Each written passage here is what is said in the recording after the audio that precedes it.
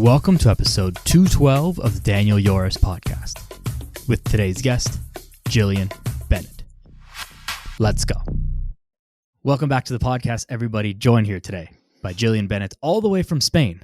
Thanks to the power of the internet, Gillian. Thanks for being here today. Thank you so much. I am so excited to chat with you, especially, I don't know if you guys can see this, but Daniel has the coolest background. And so I'm excited that I get to see that because it looks really cool. Thank you very much. This is actually fairly new. I just moved into a new place and I got this kind of stuff set up, but it's, the next evolution in the whole thing. And as we continue to grow the podcast, so I appreciate that. Thank you very much. Can you give yourself a quick introduction? Let people know who you are and what it is that you do. Yeah. So my name is Gillian. I am a nutrition coach and coaching mentor, and I've been in the fitness industry to some extent for almost 20 years, which is crazy to say because it actually makes me think about how old I am. But I really started when I think about quote unquote like my fitness journey. I was never the kid that played sports growing up. I did fencing when I was like 7, but I don't think that really counts. And so I got, that's true. That's true. I was very, very much nowhere near there. But never did sort of the typical, play soccer or play basketball. And so when my quote unquote like fitness journey started, it was when I was in my late teens, early 20s. I was in college. I was trying to figure out like, oh my gosh, I gained the like college, whatever. How do I deal with that? And that evolved into, like I said, an almost 20-year journey where I've gone from, paleo, vegan, vegetarian, low sugar diets to macro tracking to disordered eating. And now at the place where I'm at, where the type of coaching that I offer is often directed at individuals that have found that macro tracking or dieting has become way too big in their lives. It's almost become an obsession. And a lot of the work that I do is in supporting individuals that struggle with disordered eating or that have realized, hey, the type of life I want to lead is not a life where I'm obsessed with food in my body and I don't know how to get myself out of this. And that is exactly what I help people with. And then I also work with nutrition coaches to help them develop coaching practices that don't rely solely on macro tracking to support their coaching clients. So that's a little bit about me. I'm also a crazy dog lady. Very much if you want to follow me from this podcast and you send me a photo of your dog, you will maybe be my favorite person. And I live in Barcelona, Spain, but I am very clearly not from there. I am from California, born and raised in California, and have now been living in Europe for about 10 years. So that's, I guess, the short version of me. A lot there, and clearly, I mean, there's so many aspects of nutrition that we're going to talk about today. I think the thing that I want to start with is kind of where you ended with there, is that you are from California, now you live in Spain. And now there's a lot to be said about food culture and food quality and food stuff in America versus Europe versus the rest of the world. What has your experience been like? Because by the sounds of it from the timeline is you kind of almost had your own stuff figured out by the time you moved to Spain. I don't know if that's correct, but just kind of roughly trying to eke out the timeline in my head there.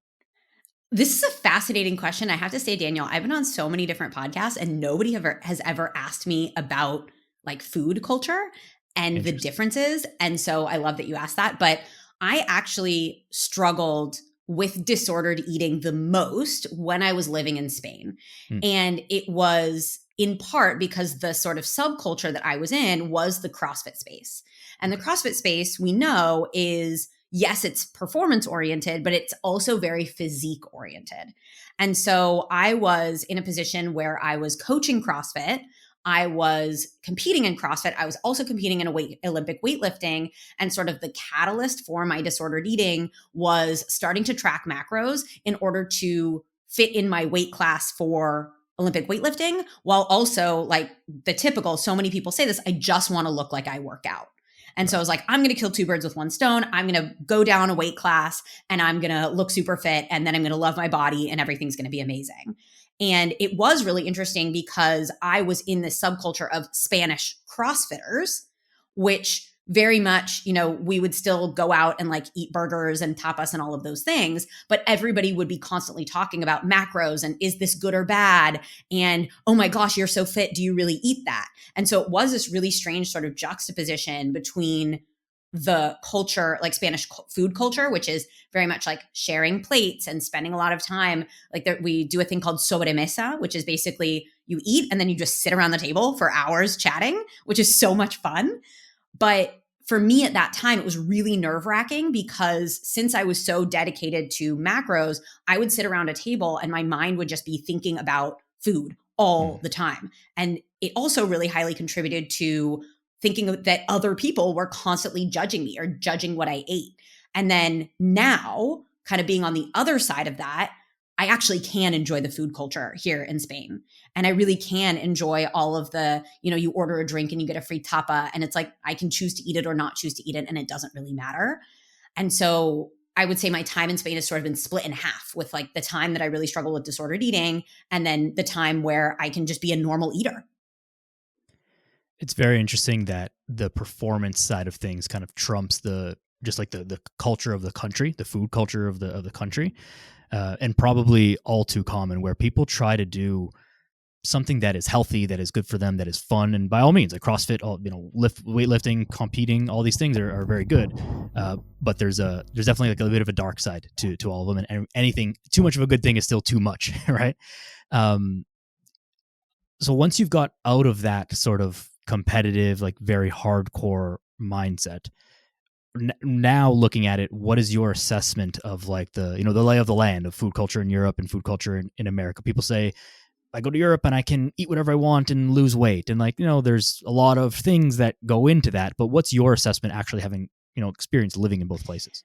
Yeah, it's fascinating because what I see in Spain, and also having like started my nutrition coaching business in Spain. So originally when I first started nutrition coaching, I was coaching all in Spanish and all of my clients they came from the CrossFit gym that I worked at.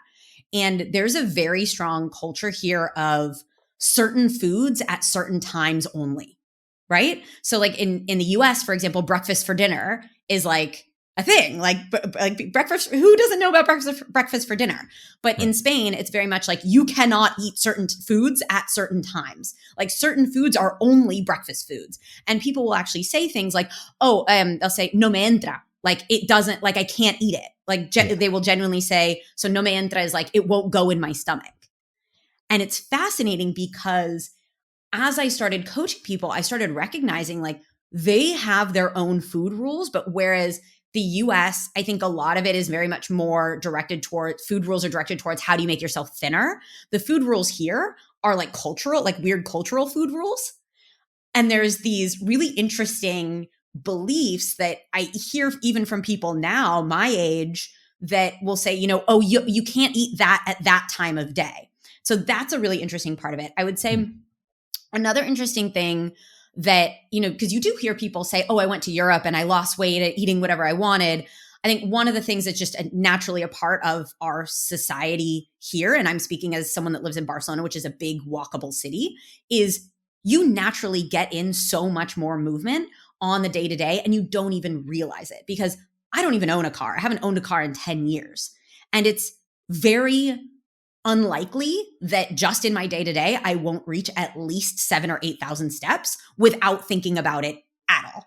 Right. And with that, there's also very much a culture of eating delicious food, but the really big meals, like the really, really big meals, will often be like on a weekend, you go out for a really big meal at midday. And then most people will maybe in the evening when they get hungry, they'll have like an egg and a piece of bread for dinner. And so it is very common. There's so many times when I'll go out to eat with friends and I don't like the feeling of being overly full. And since I've healed my disordered eating, I don't feel out of control around food. And so I'll just stop when I feel comfortably full. And friends will often say, oh my gosh, I'm so stuffed. And that's very common, very, very common. But what will happen is we may go for a walk in the afternoon, or when they get home, they'll be like, I wasn't really hungry. So I just had like a yogurt for dinner. And I think that's very different as well, considering that the larger meal in Spain does tend to be the lunch. and not necessarily the dinner, unless, yeah, you may go out to dinner and you may eat. But I would say overall here, the larger meal is lunch. It makes sense, and it's very much in line with my experiences, like being in Europe as well. It's like I think that the whole I lost weight when I went to Europe thing is more a cause of people who are, and this may be controversial to some, but it's like if that happens to you, you're probably relatively living an unhealthy lifestyle at home, like not eating healthy foods and not exercising. By going on vacation, like you said, you're getting 8,000 steps on a regular day. So maybe you get 10, 12, like that's a lot, but it's not like, oh my gosh, I got like 40,000 steps every single day. Like Yeah. it's not that much. But if you're getting very little amount of steps at home and eating, poorly, making poor food choices. So those two. And then the third thing, and is in line with what you're saying, is that my experience in Europe. So people who listen might know this, but I'm Greek and Italian. I know I don't look like it, but I am. And you actually, to me, you look very Italian. Living in Barcelona, where it is like the largest community of Italians outside of Italy. Interesting. All right. Well, then maybe you're the first to ever say that. but in Europe, there seems to me to be way less of a snacking culture, and so you will eat bigger meals, but you eat the meal and then you don't eat again. You're full and you're stuffed, and then you'll eat something later. Now you're disagreeing with me, but so I'm sorry. I'm here. I'm like, no. So here, there's very much a culture of eating like 5 times a day. So there's breakfast, and usually breakfast, like some people's breakfast will literally be 1 slice of toast and a coffee. Mm-hmm. And then there's el almuerzo. Almuerzo is like the mid-morning meal. And almuerzo in South America is actually lunchtime, but here it's the mid-morning meal. And then there's lunch. And then there's merienda. Merienda is like the mid-afternoon snack. And then there's la cena. There's dinner. And so there is snacking, but I think there's less grazing. I think it's like less. Yes. Yeah. And so I think the snacking is a little bit more of like, hey, this is when I'm eating merienda, but I'm not sitting there like snacking on chips as I'm eating or as I'm working, for example. But correct. I would also say, and this is coming from someone that so now I've been pretty active and like quote unquote, I guess, health oriented since I was like in my early 20s. And I remember coming to Europe before I moved here. And it wasn't that I wasn't necessarily walking enough. I think it might have been somewhat related to that, but also there's a certain, when you go on vacation, you're not stressed out. You're not on edge. You're savoring and savoring. So a lot of the work that I do with clients is around mindful eating, and savoring is one of the skills that you learn when you become a mindful eater. And you're not just savoring food, but you're also savoring experiences. And that changes the way that we feel in our day to day. And it can have a really interesting effect also on our food consumption. Yeah, I totally agree with that. I think to the point about the snacking thing is like the meals are consciously thought out. Like you're planning to have like 5 meals a day. You're not just having breakfast and then you walk by the counter and you're like, oh, maybe I'll grab some of this. And it's not, it's something you think about and you plan for to some extent. And that's probably the biggest difference there that I think.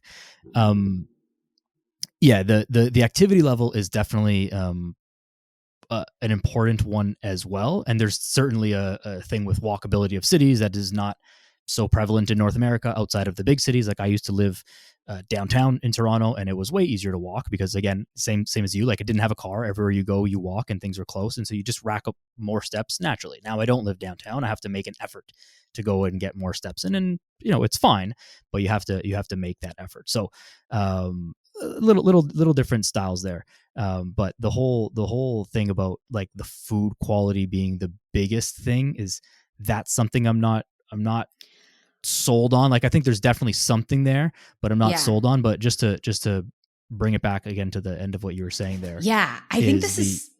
Oh, sorry. Just the savoring of the meals. Yeah. Like even when you're sitting at a table and you're kind of just like picking at stuff, there's a lot of different options on the table. It's not a race to see who can eat the most the fastest.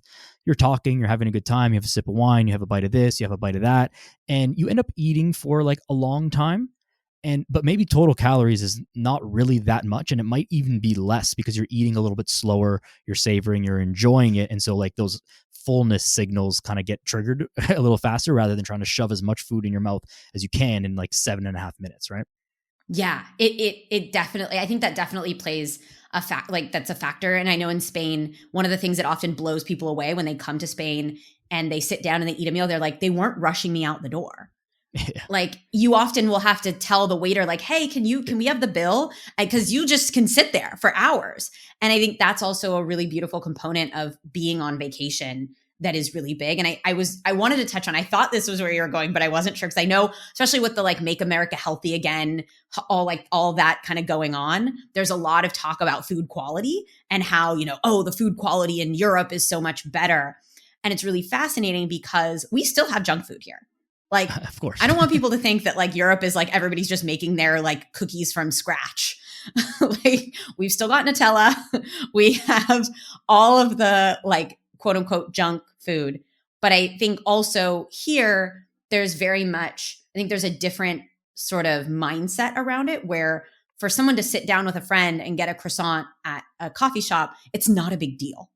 It's not like, ooh, I'm being so bad, I'm getting a croissant. It's like, you're getting a croissant. Like it's a very sort of like natural thing.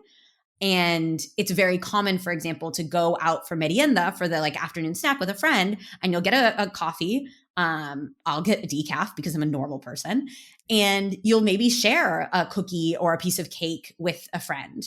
And I think sometimes what I see in North America is like that becomes, it's either a big deal because you're like, I'm so quote unquote healthy, I never do this. And so it becomes this big deal. Or it's just so normalized that you're not really thinking about, how do I have this as part of an experience? It's like I'm grabbing a donut in the car on the way to go do something, which is a very different way to eat food that isn't super nutrient dense.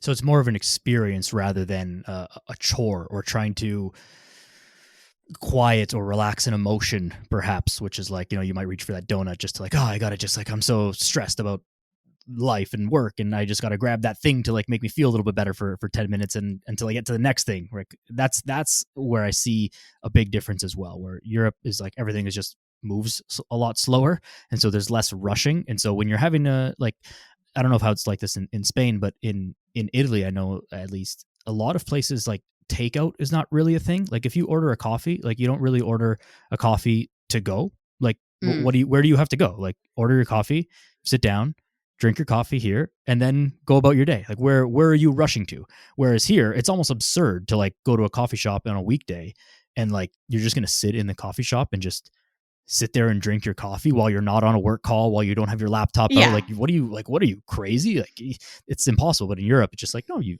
sit, you enjoy, and then you can go about your day. I think a lot of that comes down to the fact that, and this is something that drove me crazy when I got to Spain, because I was very much like American, like, gotta be on time for everything, gotta go, Right. gotta be productive. And I still like I've dealt with a lot of my own like productivity stuff. But what I see here, and people that have like been to Europe or interested in Europe have probably heard this before, but there's very much of like a work to live, not live to work. And so, here I remember telling a friend that came to visit me from the States, and I was like, yeah, I see my girlfriends like 2 or 3 times a week. And they were like, what? What do you mean you see your friends 2 or 3 times a week? And I think that just contributes to overall quality of life, because if I'm having a tough week, I don't have to like calendar something in with my best friend 3 weeks from now. Like Right. I can call her and say, hey, best friend, I'm having a crap day and I need some emotional support. And I can probably see her like that day or the next day. And I think that just says so much for quality of life, and for also some of that kind of emotional support. And this isn't the case for everyone. Like, I'm not going around saying that like, oh, everything in Europe is so much better and everybody's so chill. No, that's absolutely not the case. But that is something that I very much noticed, having come from, I lived in San Francisco before I moved to Spain. And I remember, friends saying like, oh, I can't hang out tonight. Like I have to do laundry and work late. And that's not a response that I usually get from the environment that I have here. And maybe that's just because I've chosen different friends. Right. It's possible. I mean, everything exists on a scale of averages, right? Like it's just on Yeah. average, this is the way things are. Not obviously there's people who, fall everywhere on the spectrum of that.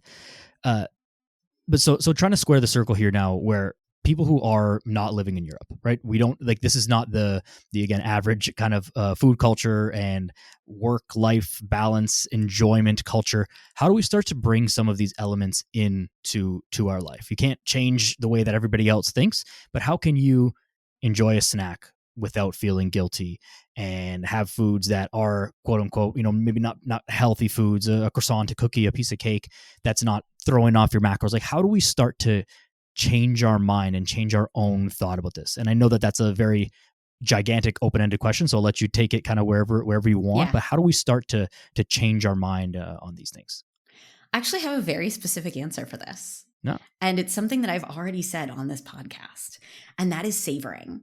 And when we think about savoring, we may think about savoring a meal. We can also think about savoring an experience, savoring a memory, savoring a feeling. And we can seek out these moments of savoring. And this is so a lot of the work that I do with coaching clients is, yes, we learn how to slow down, but we don't learn how to slow down in the sense of now I'm just sitting still for 15 minutes and not doing anything. Because the coaching clients that I work with are busy people. They've got work, they've got kids, they've got all of that. But what we often see is that they do struggle to get joy out of things that aren't food, for example, because they're not savoring other parts of their lives. So they're not sitting down on the couch with their partner after work and like holding their hand and like savoring that moment with the person they love. They're sitting down and like complaining about work or on their phone, right? They're not walking their dog, like taking in the sunset or the crisp air. They're walking their dog thinking about like, okay, what do I have to do after this? And so I think one of the ways that you can really use mindfulness to your advantage is, and I'll give a very specific exercise, choose an activity that you do every single day. And it could be anything from, putting the dog leash on to take your dog out for a walk, to washing the dishes, to putting your kid, getting your kids dressed for school. Like pick a specific activity that you do every single day.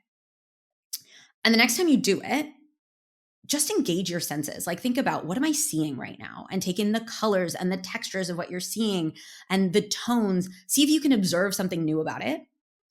Listen to what's happening. So I love doing this on a walk with my dogs. I can listen to like the sound of the leash or even the sound of the traffic going by and feel like, what are the sensations that you can feel? So can you feel air on your face? Can you feel your breath in your chest? Can you feel, like, going back to the dog walking example, can you feel the dog leash and your dog kind of pulling on you? And like, how joyful is that you get to walk your dog, this thing that you love so much, right? Yeah. And so here we get to really lean into our senses. I don't even remember which senses I mentioned so far, but I think you kind of get where I'm going with this, is that one of the most powerful ways for us to start savoring our lives is to actually start using our senses, because that's a pathway into being in our bodies rather than being constantly stuck in our heads. This would be a gigantic tangent and we won't go there, but this would have far reaching effects into anyone's mental health and just like the rest of your life, right? It's presence, it's meditation effectively is what it is, right? And the North American mind can't comprehend doing only one thing at a time. Like, what do you mean I don't watch a YouTube video while I cook, or I can't scroll Instagram while I do something else, or we do so many things at once. We're just overstimulated as much as possible, but slowing down, like you said, just to experience the thing that is happening. And it might not be some overwhelming, grand, crazy experience. It's just the wind on your face. It's just the sound of the birds. It's just the feel of your dog tugging on your leash. Like, it's those things. That's gonna make a gigantic difference in your mindset. And then that will translate over to food, like you're getting at. 100%. Because I think when you think about what is it that causes the problems that I have with food, most of the problems that an individual comes up with food is, I'm not actually present to my choices. Like, I don't feel like I have control over what I'm eating, or I don't feel like I know when I'm full, or, I don't know how, like, when I'm making choices about food, right? It's often that feeling of like, I don't even remember grabbing this thing and now I'm eating it. And I didn't know that. And I think often, I think of a couple clients that I'm working with now where when we started exploring this concept of mindfulness and then applying it to eating behavior, it was like, oh, I can't do that. Like, I'm too busy. My mind is too quick. And as someone that like has ADHD and has a very quick all over the place mind, it was very much an experience of, let's do this together so that you can actually experience it, because I understand why you think like, I can't slow down, I have too much going on, but let's actually try it out and just experiment with it and play with it. And I think play, like the concept of play, is such an important thing for us to bring into our lives as adults. And it goes really well alongside this concept of savoring as well. Right. Now, obviously, savoring food and savoring life and experiences isn't the entirety of the nutrition strategy. And just to play devil's advocate here, to kind of get into whatever the next level is, like, I could savor a lot of Nutella croissants, and that wouldn't Mm-hmm. exactly solve my nutrition problems. You know what I mean? So once we kind of get this idea of savoring, how far can this take someone, and what is the next step from there? Fantastic question. And I think this is where we often see the two camps on social media of like intuitive eating, macro tracking. And it seems like these people are yelling two completely different things at each other. And I really pride myself on being able to bridge the gap between sort of the more internally regulated eating styles and externally regulated eating styles. So internally regulated eating styles would be like your intuitive eating, your mindful eating, other like eating competence is another one of them. Externally regulated would be, any diet with a name or macro tracking or, strategies where you only keep healthy food in the house. That would be externally regulated eating. And here's where I would also challenge this idea. People are like, well, if I listen to my body, I'm just going to want to eat pizza all the time. But if you're actually savoring and you're paying attention, the first slice of pizza, the first bite of the first slice of pizza is the best, right? Yeah. And then the second slice of pizza is still good, but it's not as good as the first one. And then the third one is less good. And so there's a law of diminishing returns here. Like, we don't actually enjoy eating an entire pizza. There's someone out there that is screaming at the podcast that they're listening to right now, and they're like, you're an idiot. That's okay. But we don't actually enjoy eating like a full pizza. We want the full pizza, but we don't like the full pizza. And so I don't know if you're familiar with this concept of like wanting and liking, and how we get stuck in this. It's similar to something that when I was very deep in my disordered eating, I would very carefully plan my indulgences. And so I remember one of the things that I allowed myself to do is after I competed in Olympic weightlifting, I was allowed to buy an entire pint of Ben and Jerry's. Now, I can guarantee you, because I've since bought many pints of Ben and Jerry's and they usually last me about a month, I can guarantee you that by the time I got about halfway through, it didn't actually taste very good. It didn't taste like really anything, because our taste buds get habituated to flavor very quickly. And so if I had actually savored it, and if I had actually known that I had the freedom to eat ice cream whenever I like, I probably wouldn't have taken down the entire pint. And so this is where savoring is a bigger step than we actually realize, because it can be a regulator in itself for our eating behavior. Because we can also use this to say, hey, I know my patterns, and I know that I actually feel pretty great when I eat 3 slices of pizza, but I know that I feel like shit when I eat 5 slices of pizza. Amazing. So you get to store that away in the bookshelf of your brain. And the next time you get pizza, you're like, hey, I actually really want to feel good after I eat this pizza. So let me like really pay attention and enjoy the heck out of like my first couple of slices. Then I can choose if I want that third one or not. And then I know that an urge is going to come up for more. I'm aware of that. And I can use my understanding of my patterns, my understanding of how I want to feel, to say, hey, I'm not going to have the 4th slice because I know I'm not going to feel that great after it. And like, I want to feel good. I honor the way that my body feels. And we can also couple this, because I know there's people are like, but what about the calories? We can couple this with an understanding of calories. But where it becomes an issue is when we live by calories or we live by macros, because that in itself creates dietary restriction, cognitive dietary restriction, which can often be one of the things that drives us to overeat. Yeah, agreed. I think the best analogy here for this is like the parable or whatever of the lesson: teach a man to fish and he'll be able to, give a man fish and he'll whatever. People know what I'm trying to get at here. But if you only go on macros, you're learning for sure. But if you never think about how do I eat without this, then you will only be able to eat healthy or the way you want to by following those macros. And like, chances are you're probably not going to have a food scale and macro calculator of some sort handy like at all times of the day, or you won't want to for the rest of your life. So you've got to have some other strategies here. Now, so how do you start to blend this then? Because as you're talking about this, like the way you explain the whole savory thing being a way bigger step, it makes perfect sense to me. The thing that I think about first is, how do we start to make people aware of that? Do you have people keep a sort of food log where they're like, hey, I had 3 slices of pizza and then I felt this. My emotions were X, my physical feelings were like, do you have people do that as a way of trying to become more aware of their feelings and the way that the food makes them feel? Yeah, exactly. So, for example, I have a macro tracking client right now where through our coaching, he's realized like, hey, I actually don't want to be tracking macros. I think macro tracking is actually associated with some of my overeating. And the way that I coach clients is I'm never telling them you need to stop doing this or you need to start doing this. It's more of like, hey, let's explore what it is that you actually feel you're ready, willing, and able to do. So he's now at a point where he's like, I want to do this, which is much higher motivation when we're able as coaches to be a bit more patient with our clients. Mm-hmm. And one of the things, for example, that he's doing is this week he's keeping track of the meals that felt satisfying to him. And he's looking at those meals and said, okay, why were they satisfying? Like, was it satisfying because of the amount of food? Was it satisfying because of what was included? Was it satisfying because of how I felt when I ate the meal? And so then he can build a bank of these are the commonalities between meals that keep me satisfied, right? Right. And so we're using his awareness because he's like, right now he's like building these meals based on, well, I know what a balanced meal looks like. But he's also recognizing like, ooh, when I, for example, I don't know, I don't include enough fat, I actually don't feel satisfied. So now I can adjust for the future so that it basically gets to become like he becomes the expert on his own body rather than, oh, well, I tracked it, so I have to eat it.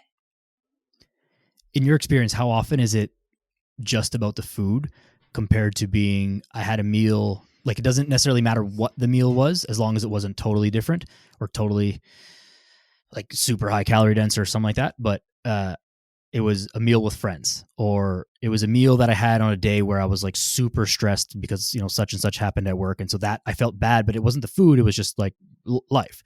How often is it the food itself versus the external things associated with the meal? Oh, I don't know. I would say, I don't know if I can put a number on it, but it's way more about how you feel and the emotions. And we say when in relationship with food work, it's never about the food. And the fact is that if you're struggling with your relationship with food, it's not about the food. And one of the steps, so when we look at the protocol for supporting someone with a healthy relationship with food, one of the first steps is establishing a regular meal pattern and generally balanced meals, because the food is important, right? It is to a certain extent, like the food is important. Because if someone comes to me and they're like, I am, overeating at every meal, and we see, well, they're, eating at breakfast and then they don't eat for 8 hours. It's like, well, hey, it is about the food. You're not eating a meal in between. Right. But we have to ask, why is that not happening? And that's right. Often based on an emotion or a restriction or a belief or something they heard on the internet. And I think this is also where we can come back again to this concept of savoring, is that if you notice, hey, when I eat with other people, I feel way more satisfied. That's really great information, because you could say, I work a lot with values with my coaching clients, is I value connection. Cool. So how do I create connection in my meals more often, even when I can't eat with others? Right. It's this concept where people are constantly asking about like what foods they should eat, what specific foods they should eat. And it's like, but that's not really like, that's not that hard. And you probably, if you sat down and thought about it for 5 minutes, like you could probably arrive at the answer. Like the problem is not, should I have chicken or beef, or should I have salmon or shrimp? Like that's not really the question. The question is like, yeah, you probably shouldn't have McDonald's 6 times a week. Like that's, and I think we can all agree on that. Right. And so whether you're having chicken or beef is like, doesn't really matter, but it's the other things. It's, did you not eat for 8 hours? Did you have like, this much, like a tiny amount of food? Of course you're going to feel starving later and then, want to gorge because you're just so hungry. So it's like the logistics around your eating more so than the specific food choices, which sometimes people say like that sounds a little bit condescending, because it's like, sure, it's obvious once you know it. And that's true to an extent. Have your protein, have a little bit of carb, have a little veggie. Like it's not rocket science to figure that out. But how do you organize that, and how do you organize your life to like do that most of the time? That's the more challenging part. It completely is. And I want to like bring something into this conversation, which is shame. And shame plays such a huge role in our eating behavior and in our struggles around eating, because there's so much shame around, I should be able to do this. I shouldn't struggle with this. What's wrong with me? And even nutrition coaches. So many of the nutrition coaches I've mentored have actually stopped tracking macros and started focusing eating on just a little bit more intentionally without macros as a result of my mentorship. Not necessarily because I told them to stop tracking macros, but because they've realize, oh, all of these practices that I'm learning to use with my clients are actually really supportive for me. But there's so much shame around what we believe we quote unquote should do or should look like. And that is often one of the reasons why this quote unquote like eating sensibly is so difficult, because it's never enough to just eat quote unquote like sensibly or decently well. It always has to be optimized or compared to someone else, or, it has to be getting us some physical result. I think this also goes back to like this whole the North American mind can't comprehend just eating sensibly without like strict rules on things. Sometimes it's very easy to coach, first of all, like mechanically, to say like, hey, you have these macros, have this much protein, have this much calories, or this much carbs, this much fat. And that's like very easy, very trackable, very data driven, very exact, very black and white. Versus the other side where it's like, well, you could have this, you could do this, you might do it this way. Like there's a lot more like what ifs and less hard and fast rules. But this is where like that's why it's so much more difficult, because it's not as easy to communicate exactly what you need to do. But in the long run, that's what's going to make it work for people's lives, because no one is going to track macros perfectly diligently for the rest of your life. If you're trying to get like super lean for a bodybuilding show, or like you have a very specific goal or something, sure, go that route. But the rest of your life to be doing that is it's just unreasonable to be doing that. But again, this North American mind can't comprehend not having hard and fast rules. Yeah, I mean, I would say I think that's a mindset in like that can be seen across cultures. And I think really it's just the underlying sort of perfectionist mindset, and also a really strong lack of self-trust. And when we think about it, our self-trust has been undermined from a very young age. And I think just sort of like our generation has started to recognize like, ooh, maybe I shouldn't raise my kids by forcing them to finish every single thing on their plate and override those internal cues, right? Because when we think about it, how many of us grew up being taught that there were starving kids in whatever country, and so that's why we had to finish our meals, even though our body was saying, I'm not hungry, or I don't like this, or I don't want to eat this. And we were called spoiled brats if we actually exercised our autonomy over our bodies.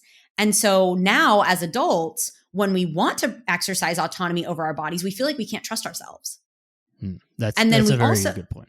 Yeah. And then we also have all of this. We have so much being bombarded at us of like, now we have Ozempic and, all of those drugs where it's like people are, I don't think they're cheating at all. And I think they're incredibly beneficial drugs for so many people. Like, do not get me wrong, but a lot of food noise is driven by restriction. A lot of individuals constant thinking about food, and this is not everyone. Again, I am like in no way criticizing people that take these drugs, but a lot of the food noise that many individuals struggle with is actually driven by internalized food rules. And it's driven by the fact that we've been undermining our own internal trust for most of our lives. Yeah, that's a very interesting way of putting it. I agree with you, though, is that by hyper focusing on it, even you're trying to take it away, and you may be successful for a period of time, right?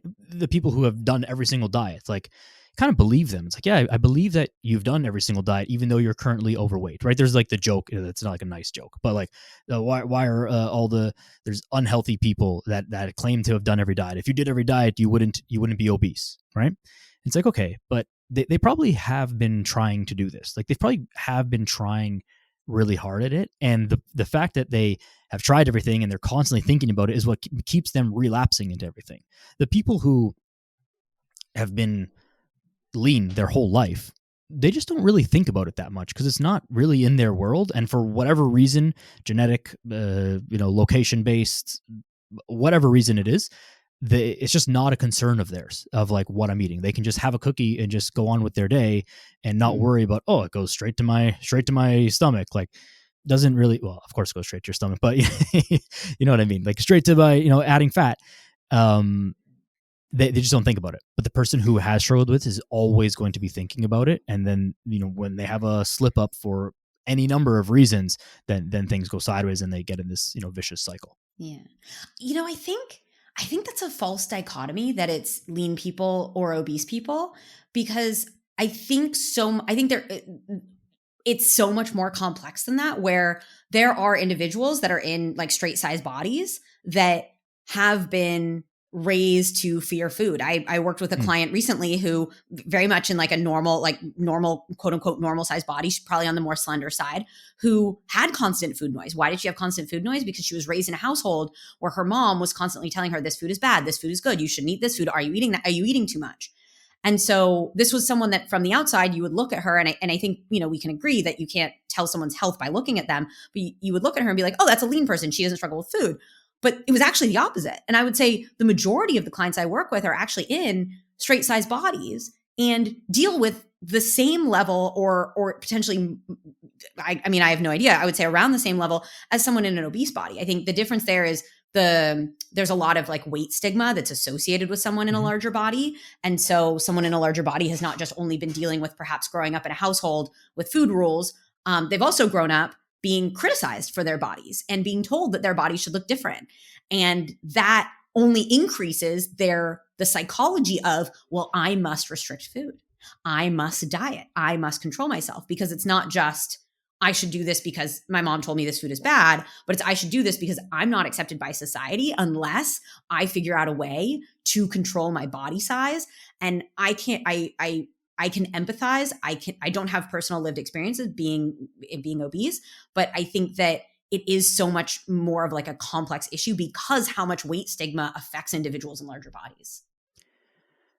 Definitely, and especially younger kids, because it's way less like, I don't want to blame people. It's not, nothing is entirely your fault. It's your own, you have to fix your own problems in your life, but like, it's not your fault that you're overweight. And especially so if you're a kid, like you're being fed by your parents, you're being fed by the people around you. Like there's a lot less that you can control type of thing. And so if you grow up with that, it's very hard to undo that or get over that or get that out of your mindset. And this goes for any thoughts that you have, like not just related to food or health, but like any things that you grow up thinking that your parents or grandparents or family members or friends, constantly tell you, like, you're just going to believe those things. And it's just going to be part of who you are as an adult because you spent, the first 15, 20 years of your life just in whatever environment, believing or being told any number of thoughts or beliefs or things about yourself and about how you interact with the world.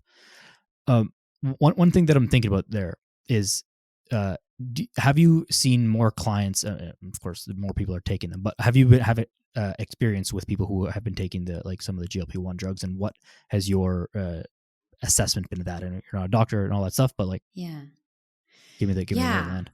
So I do. I can't say I have a ton of experience working with clients that have taken these drugs, but I have worked with a couple clients that have. And what I've seen in my experience is that there are, and I'm just speaking on the experience that I've had with clients, is that there are individuals that are like, hey, I'm overweight. I've been overweight my whole life. Like, this is the fix that I've been looking for. And it does have a huge effect on things like food noise, right? But I think this is where body image work specifically is such an important part of the process of taking one of these drugs. Because if you are taking this drug and your appetite is lower, you're staying fuller for longer, but you're thinking, well, now I don't need to really think about food because I am thinking about it less. And so the food that you are ingesting, maybe it's not quote unquote unhealthy or quote unquote super healthy, but we have to think about the reasons why someone feeds themselves are actually really important for the psyche. And so if I am saying, well, hey, it's okay for me to eat this chocolate bar because I know that's all I'll eat this afternoon, like, that is actually negating the purpose of taking this drug that is supposedly going to support your health. And so what I have seen with the clients that I've worked with is it's been really important to talk about, hey, how do we value our bodies, our physical bodies, for all that they do for us, that is kind of regardless of weight or body shape? Because overvaluation, so putting a high value on your body weight or shape, is one of the things that often drives eating disorders or maintains eating disorders. It can be really terrible for our self-esteem. It drives a lot of comparison. And so what I've seen is perhaps like not talked about enough with these drugs. Like, everybody talks about eat enough protein, like make sure you're training, and that's fantastic advice. But also, if we do want to make a lasting change to like for someone or like an individual that's taking this, like if you're taking this and you're listening and you're like, hey, I really want this to be something that truly changes, is we need to look at your physical body not just as something to be looked at, but like your heart is pumping blood to your organs. How fucking cool is that? Like, when was the last time you stopped to actually think, oh my God, like my brain is allowing me to say these words right now? That is a part of your body. And we often get so caught up in thinking about our bodies as like, oh, well, my body's great because I can lift weights, or, oh, I like my body because I lost 10 pounds. But we need to start expanding the view of our body as a functional thing, because one point we're going to all be hopefully 80, 90 years old. We're all going to look like shit, but we're going to be we have the capacity to be so grateful for this thing that has been the vessel that has carried our life for so long.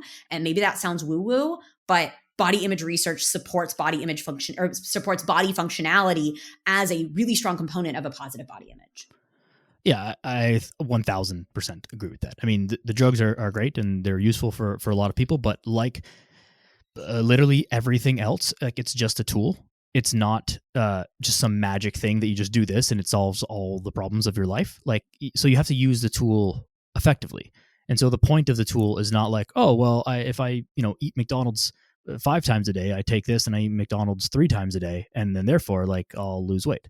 It's like, okay, like yes, in theory you would do that, but is that really the point? Is that really supporting your body? Is that really supporting your performance? Is that really giving you the best chance to live a long, healthy, fulfilled life? Like, probably not. So we can maybe start there, and maybe that's a something to get the ball rolling, because I think a lot of people, not I think, this is just a fact, that most people will start trying to pay attention to their food, quote unquote, dieting, look for coaching, look for advice, and the catalyst will be wanting to lose weight.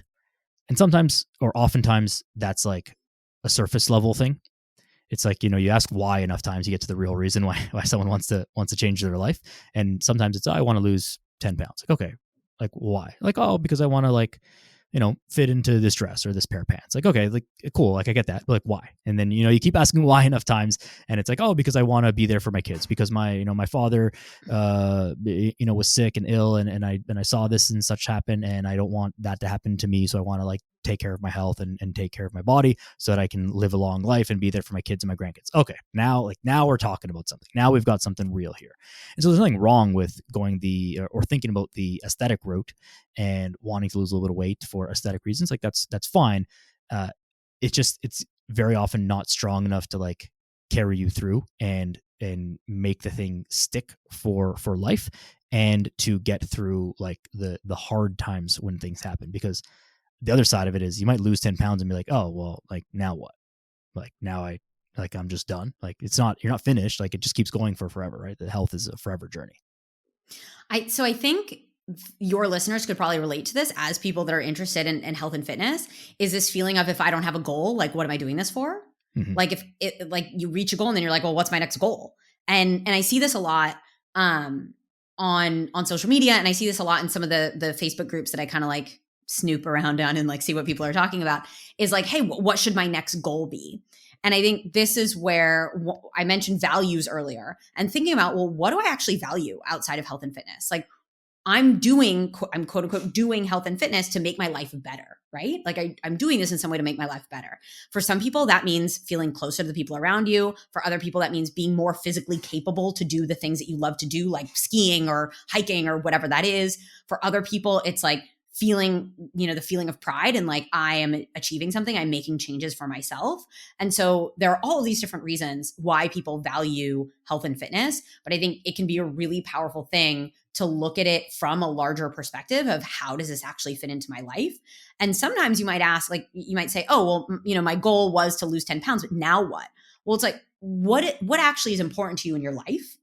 And what are the things that truly make your life better? Because it's not the losing the 10 pounds that made your life better. Maybe it's learning how to take care of yourself in a way that you had never been able to keep up before. Or maybe it's finally getting into the weight room in the gym after telling yourself for 10 years that you were going to do it. Like, maybe when you worked with that coach to help you lose 10 pounds, you finally got up the nerve to get in the gym, and now you feel strong, right? And I think that for so many people that struggle with this, like, I need another goal, starting to look outside of health and fitness and be like, well, what's actually important to me in my life? right? Because I think especially for health and fitness I said that word weird. Anyways, is it can feel sometimes like health and fitness takes up your whole life and you become the quote unquote fit friend, or you become the healthy one, or people are asking you like, oh, I didn't know you could eat that. And I've been there, and I work with clients who are there, and it becomes this thing of like, how do I now become someone else? Because my identity has been so tied up in weight loss or in fitness. And, let's say you get injured and you can't go to the gym, and that's been your identity. And so we need to be looking at like, who do I actually want to be as a human, not just what are the things I want to achieve in health and fitness. You're hitting on so many amazing things that I've just been saying for so long. And it's always incredible to me when it happens like this in these podcasts, because like we've never spoken. I mean, I have a few interactions like before today, but not had like a full on conversation.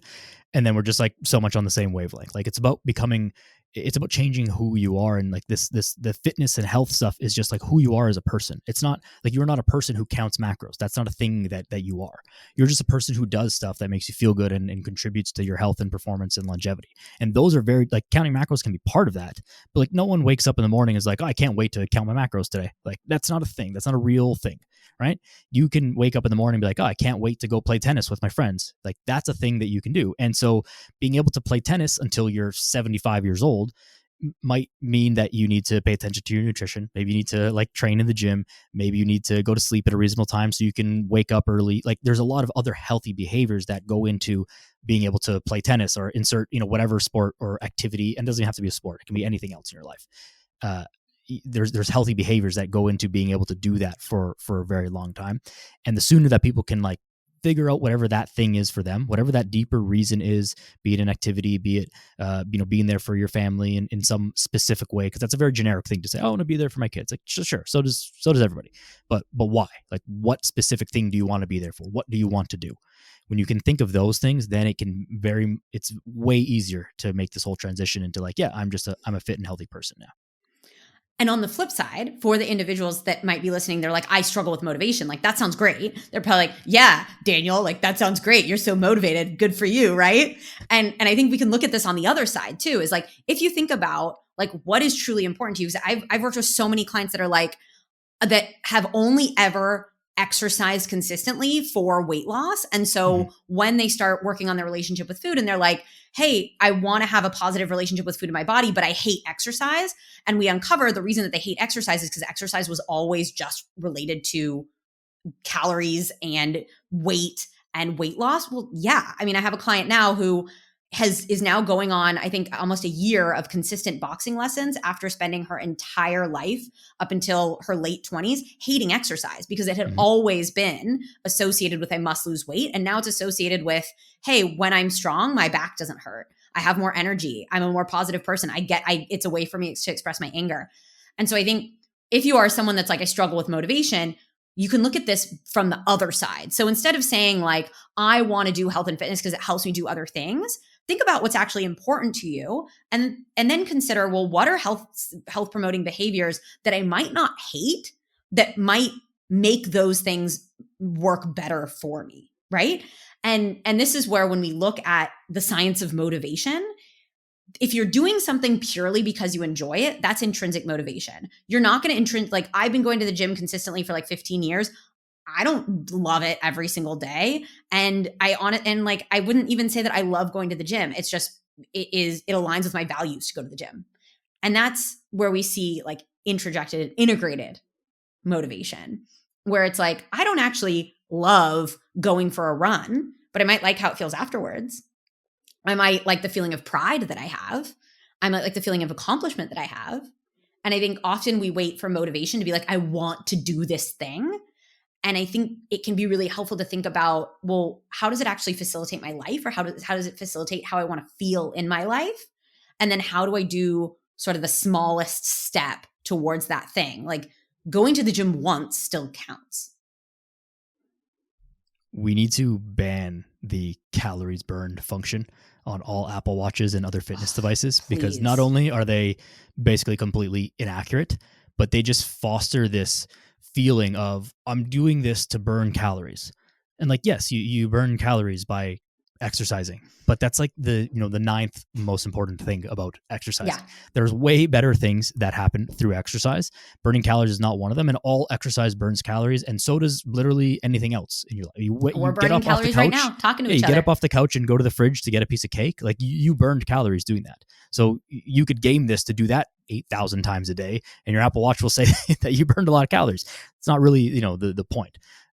We have to shift the focus of exercise to like, it's a positive thing. It's not a negative thing. You're not trying to punish yourself or take something away from yourself, as in like fat or burning calories from doing exercise. It's about gaining strength, about gaining confidence, gaining good feelings, gaining new abilities. You can jump higher, you can run faster, you can lift more weight, whatever. It has to be an overwhelmingly positive thing, because that's what it is. It's a positive thing that's adding to your life, not taking away from your life. And even if you're someone that's like, I hate going to the gym, like the reason that you go to the gym might just be like, I want to go to the gym so that I can say that I went to the gym. Like that still counts. Yeah. And I think that there's like, I know that we're probably going to wrap up here, but I think that it does, like, we do need to think about like the larger systemic issue of like, well, how am I supposed to stop thinking of exercise as calories burned when everybody is telling me what I need to do is burn calories, because everybody's telling me what I need to do is be thinner because I'm supposed to look like XYZ thing. And I think that's where we can again go back to values and say, well, what do you value? Not what does society value? What do you value as a human? Because if you value connection doesn't happen because you lost 5 pounds. Connection happens because you called your friend that you said you've been meaning to call. It happens because you told your partner how you actually feel, instead of being like, I'm just going to go on another diet because I don't feel in control of my life. And so I think we often attribute like, oh, if I lose weight, like it will just fix all of these things. And that's where we actually get to take control back from this like societal narrative and actually say, well, what is important to me and what are the behaviors that I can do to move closer to the type of person that does the things that I want to do. Yeah, very, very well said. I mean, losing weight can certainly be like part of that, but like I'm very big on this, like do things consciously with your eyes open. If you're just losing weight and like that's all you think about, and you just put this in this little silo of like, okay, I did all this stuff to like lose 10 pounds and I didn't stop to think about anything else that's happening in my life, then nothing else will happen in your life. Nothing else good will happen. And probably you'll just like gain that 10 pounds back. And then you just be searching for that like crash diet exercise craziness that you did to lose that, and you'll just do that like 17 times in your life until you arrive at something like this where you're like, oh hey, there's more to it than that. But you got to like think about, hey, what are all the other things that are happening in my life and how is this actually benefiting my life? It's like the losing 10 pounds is great, but what else can we get from this? Yeah, I think as someone that did quote unquote successfully lose the weight and maintained it for a pretty decent amount of time, but realized in the process that I was miserable and completely disconnected from myself. And I very much had the false belief of, well, if I look like this, then I'll find the partner that I want. Then people will accept me. And then I'll finally be like, I finally won't feel so lonely. And I think there is very much this false promise of like what weight loss can provide. And sometimes you go through the process of changing your body, and along the way you do find positive things, and sometimes you don't. Sometimes you will hit your goal weight and you're like, I still don't feel better, and that's because it's not about the weight, similarly to like it's not about the food. Yeah, agreed. Very good, Gillian. I think this gives people a lot of different perspective of ways to think about things, and more importantly, like how to find that middle road, like you mentioned many times. Like it's not just like intuitive eating or counting macros, like most things in life, shocker. The answer lies like somewhere in the middle, and there is like a balance of those things, and there's a time to push more to one side and more to the other side, but like it's not just black and white. There's like this whole middle area where we can explore, and that's most of the time where the magic lies. So thank you very much for sharing those thoughts and for sharing it so eloquently in a way that makes a lot of sense for people. Thank you. I appreciate that. This was fun. Is there anything else that you wanted to say before we wrap up, and just like any other closing thoughts on your mind? I think there's a narrative that if we are kind to ourselves, we won't get shit done. And I really hope that you take away from what you've heard is that you can be kind to yourself. You can actually understand yourself, and kindness is not necessarily being like, oh, don't worry, it's fine, you don't feel like going to the gym, because it's not kind to let yourself, like, I think maybe the word compassionate would be better to use, because you can be kind and not be compassionate. It's not compassionate to not push yourself when you have a goal. It's not compassionate, because compassion is like wisdom, compassion is strength, but compassion is also kindness. And so compassion is, hey, I don't feel like going to the gym. Hey, you said you were going to do this. Let's go ahead and do it.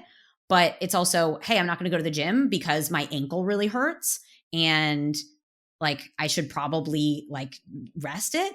That is compassionate. So I think being kind and being more compassionate to ourselves, what we know about those things is that compassion tends to be associated with higher goal achievement, not lower. And if you've like gotten anything about what I've said, everything that I've talked about today is about being compassionate to yourself. So yeah, that's what I've got. I love that. The way that I always say that in a much less eloquent way is I will not always be a nice guy, but I will always be a good guy. And those are two different things. I like that. I like that. Where can people find you to get in contact with you online and elsewhere? You can find me. I'm very active on Instagram at Bite Size Nutri. So Nutri is like nutrition without the TION at the end. So Bite Size Nutri. And then I have 2 podcasts. One, if you are a coach and you want to learn a little bit more about client-centered coaching, a little bit more about incorporating mindful eating, motivational interviewing, all of those really, really important client-centered coaching skills, you can find my podcast, The Confident Coaching Podcast. If you are not a coach and you're like, I don't want to learn about that shit, but you do want to learn how to have a better relationship with food and your body and yourself, you can find me at the Bite Size Nutrition Podcast. And I've got like 160 episodes there for you to go listen to all of them and let me know what you think. Amazing. I'll put that in the show notes for everyone with the links and whatever. But the easy hub for everyone, at Bite Size Nutri on Instagram, and you'll find everything that you need from there. Gillian, thank you so much for taking the time. Despite time zones and whatever with us today, I very much appreciate it. So it means a lot that they did this today. So thank you very much. Thank you. I really appreciate it, Daniel. And I realized that I just told you my podcast. And of course, if you want to talk to me about coaching, you can reach out to me on Instagram. Please feel free to do that. If not, just come say hi. I'm happy to see you. Daniel, I really appreciate your time. This was a really great conversation. So thank you. I'm excited to listen back to it. Awesome. Thank you very much. Appreciate everybody for listening as well. As always, make sure you guys are following Gillian, follow the podcast, like, share, subscribe, share it with your friends. All those good things help the good message grow. And that's that. Go outside, be a good person. See you next time.